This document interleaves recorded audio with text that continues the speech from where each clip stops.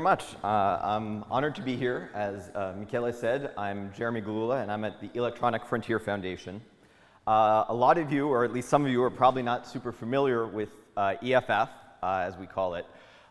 So we're not a academic institution. We're not a company. We're essentially an NGO, a non-governmental organization, a nonprofit that is focused. It's a weird combination of lawyers, activists, technologists like myself who have a background in computer science.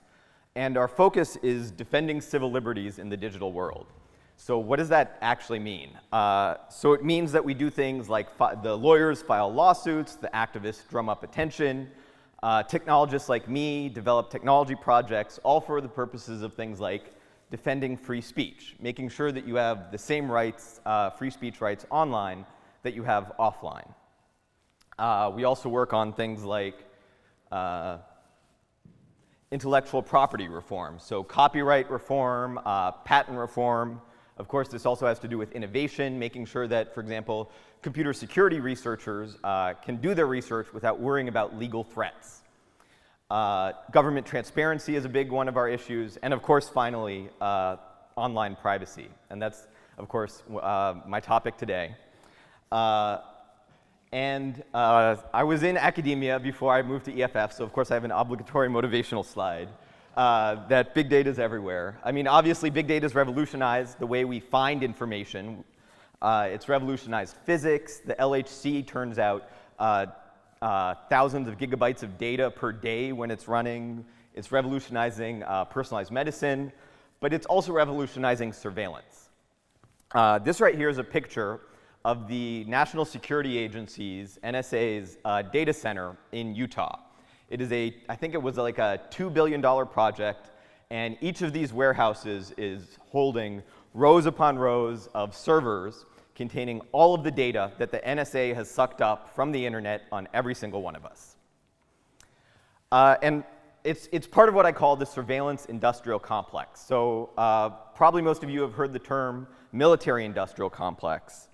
The surveillance industrial complex is a pretty similar thing. It's a collection of government agencies, companies that either together or sometimes independently, sometimes willingly, sometimes not even realizing it, facilitate the tracking and surveillance of all of our communications, all of our internet activities.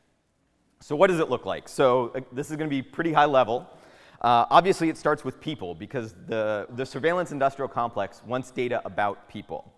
And of course, people go online through their internet service provider to get to websites, maybe a cloud service. And so this is all, pretty straightforward. One thing that probably, and again, thanks to Alessandro's talk, everyone in this room realizes, but maybe the general public doesn't realize as much, is that when you go to a website, chances are you're also talking to an ad network. And the fundamental issue here is that every single one of these communications links is essentially being tapped and monitored by government agencies, by the NSA, by GCHQ, by probably in China, Chinese spies, et cetera.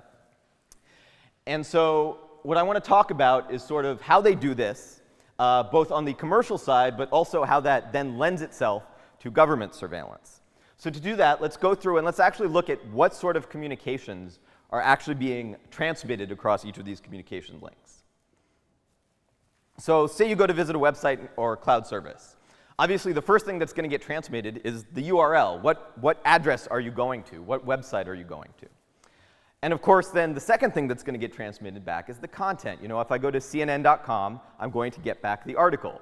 If I go to Facebook and post a message, then that message is being transmitted back and forth. Of course, a lot of times, you have to log in to be able to use a site, which makes perfect sense. And usually that login info is stored in cookies. But additionally, sometimes even if you don't log in, these cookies will contain unique device identifiers. So this could be a number that the website has assigned to you, just a random number, and stored in a cookie in your web browser.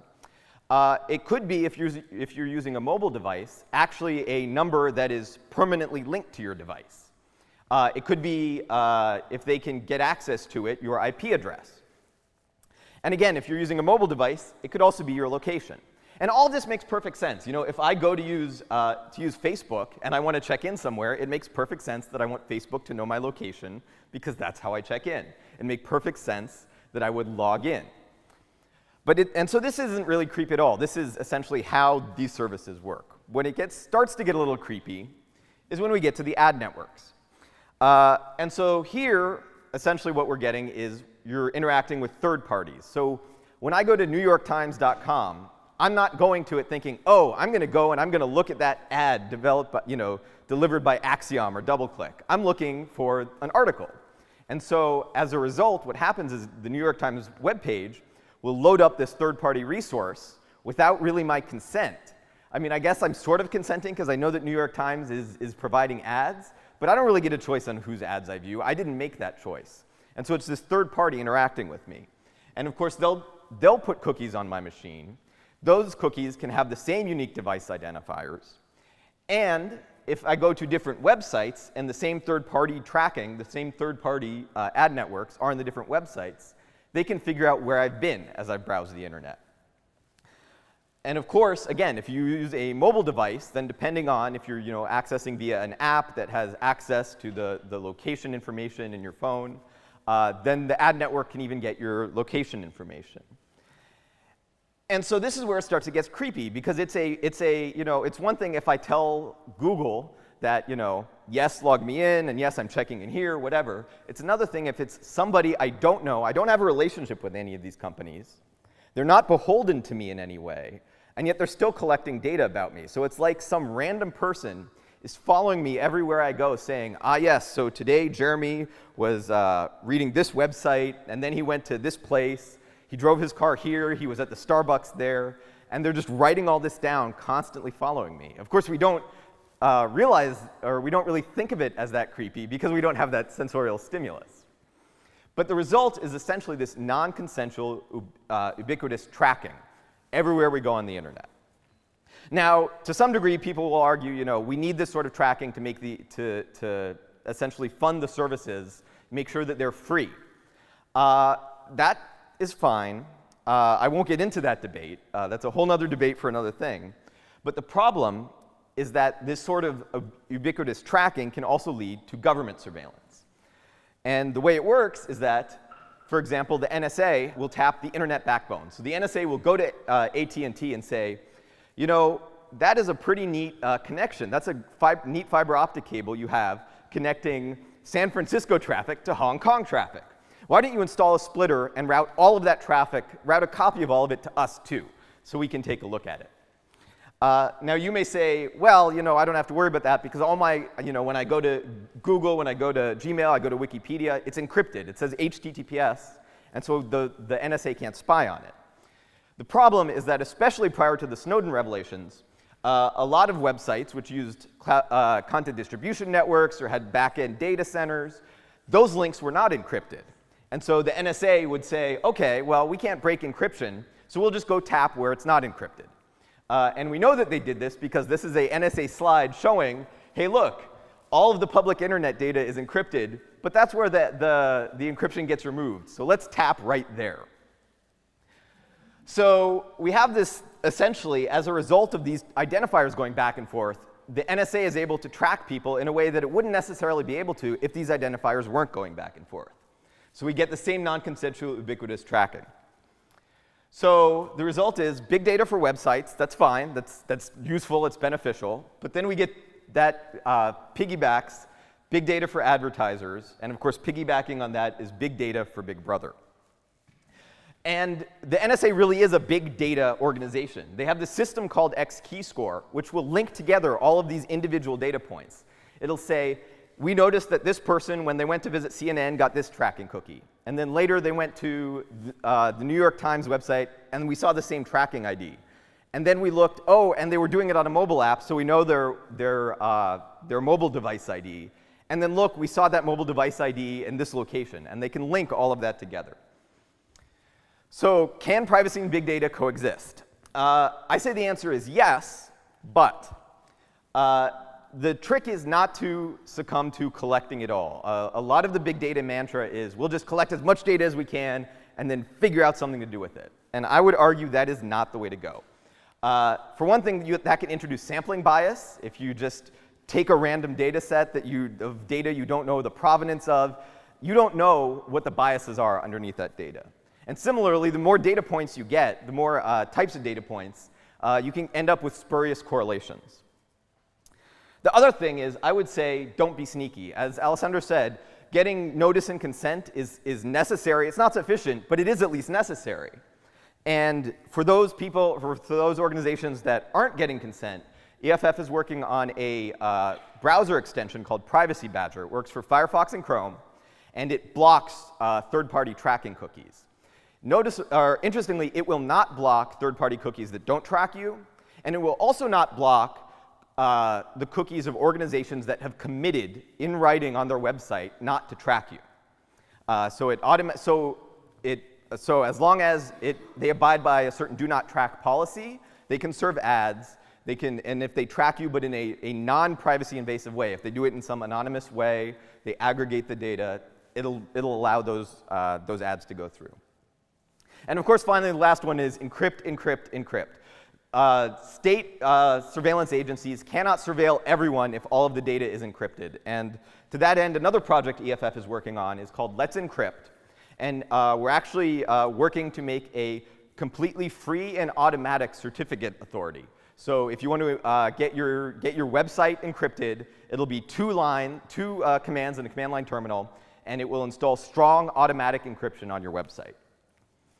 And last but not least, I want to emphasize that data about people is different. Data about floods, data about physics is very different than data about people. If data about people is released, it can have damaging consequences. We only need to look to the Ashley Madison hack and the fact that some people have started committing suicide over the leak of this data. So think about this if you're storing data about people. Think about how will it affect flesh and blood human beings. So I'm basically out of time. I want to get one last point, which is probably a lot of you in the room don't work on big data. You're in computer vision. You're in computational logic. And you say, I care, but there's nothing I can do about this. And my answer to you is, that's not necessarily true. To the general public, anyone working in computer science is basically a wizard. And the same way a muggle cannot tell the difference between a wizard who specializes in the defense against the dark arts versus an expert Quidditch player, the general public doesn't necessarily realize the difference between someone in computer vision versus big data. And you can take advantage of that to some extent, because although you are not necessarily an expert on big data, you're technically savvy, and you understand the general dilemmas, the general problems. And so you can speak out about this sort of thing. You can stay abreast of the issues, you can talk to people, you can write your representatives. I know it all sounds hokey, but you can make a difference. So that concludes, and I'm happy to take questions. Thank you very much.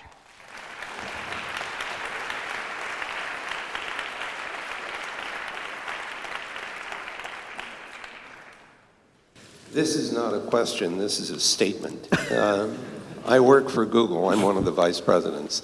So I do want to point out several things. The first one is that we do encrypt the data going between the data centers. We did not before we found out that the optical fibers had been tapped.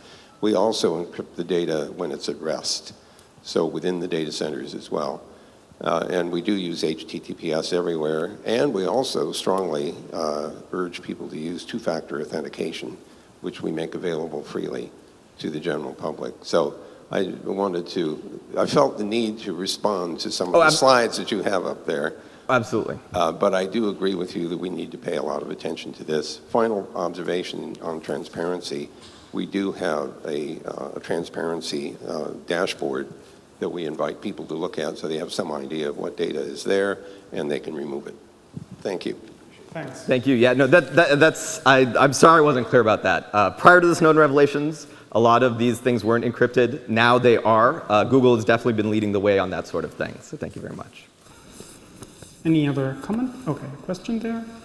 Well, my question is, you said security and privacy cannot be compromised. That is, you cannot say you keep in privacy and at the same time you are secured. What I mean is this. When you are loading certain items into your system, it tells you that you have to sign a privacy agreement. But a third party can come from a different place because of this big data, collect certain data. At the end of the day, it could locate the privacy which you are trying to secure. So how do you reconcile that? So if I understand the question correctly, it's how do you deal with the fact that you have agreed on a privacy agreement with somebody, and later some third party comes from nowhere, and then he gathers all the data based on big data, and then he was able to pick those data and then reach a conclusion and getting information you are trying to secure. So I guess my answer to that is, at some level, we've found that policy solutions don't work very well, which is why we're trying to take a technical solution. So that's where I would point back to this Privacy Badger browser extension, because it will actually prevent that sort of third-party tracking when you're going online. If it notices that what it does, it doesn't use a blacklist. It will, if it notices the same third party setting unique high entropy cookies from when you're visiting multiple domains, it will say, that looks like a tracker. They don't have a do not track policy posted, so we will not load resources from that domain anymore. And so as a result, the third party, if your browser isn't loading information from a domain, they can't get information about you. Well, first of all, thank you. Thank you, Jeremy.